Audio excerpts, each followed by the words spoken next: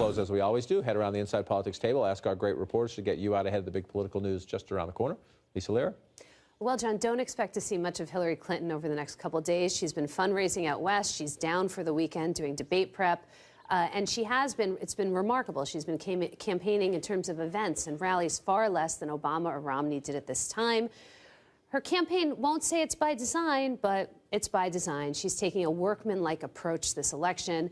They recognize that they can't break through a lot of the Trump media storm, and they don't want to. He's destroying himself, and the goal is to stay out of his way. And plus, she has these other powerful surrogates out on the campaign trail. President Obama, Michelle Obama carrying the message for her.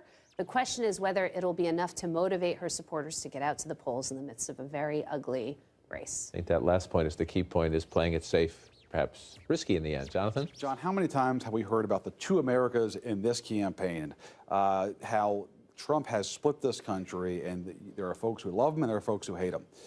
Nowhere is that illustrated, I think, better than Pennsylvania, a state where Hillary Clinton is now leading comfortably, almost entirely because she has a massive advantage in the Philadelphia area. But if you go towards western Pennsylvania, it's a very different story. I was talking yesterday to the state chairman of the GOP in Pennsylvania. He said he thinks that they're going to actually net seats in the state house and state senate. Why? Donald Trump. Because he thinks that Trump is so strong in places like central and western PA that he actually could help the down ticket. The guy who was squeezed here, though, is Pat Toomey. Because guess what? He has to run statewide. He has to run statewide, and he's been a little bit all over the place when it comes to Trump. For and against the All right, I'm not going to play by your rules. I'm going to look backward, not forward. It's Friday. There are Americans going to happy hour tonight. I'm going to give them a little bit of happy hour trivia. This whole campaign's been a throwback to the 1990s. We've had figures from the Clinton impeachment. Kellyanne Conway really became a household name during that time. You know, David Brock defending Hillary Clinton. So a little impeachment trivia.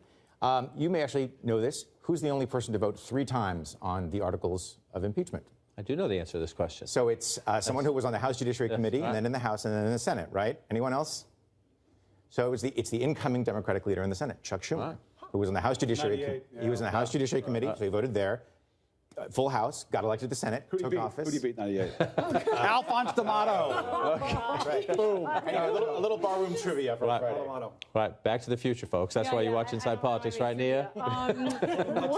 One group that's going to be fascinating to watch is evangelicals. Not only evangelical leaders, but evangelical voters in the aftermath of some of these tapes. You've seen some softening of evangelical support, white evangelicals. It looks like Trump is on pace to do a little worse than Mitt Romney. But another fascinating thing that's going to be worth watching is what do evangelical women leaders do and say. They have something of a split with some evangelical male leaders like Jerry Falwell Jr.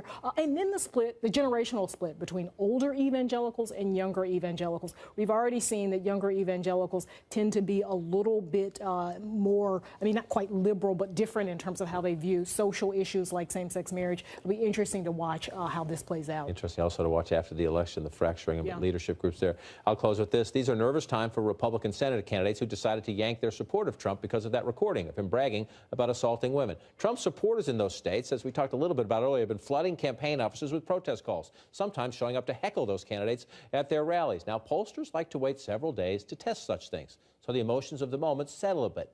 Nevada is a key test, and supporters of GOP candidate Joe Heck say, so far, so good. Just completed Republican polling there shows Heck maintaining a very narrow lead in a race that could decide which party controls the Senate. Heck allies say at the moment there's little or no evidence that the anger of Trump supporters is hurting Heck, though in that race and others, like Ohio, New Hampshire, and Arizona, those helping Republican candidates who dumped Trump remain on edge.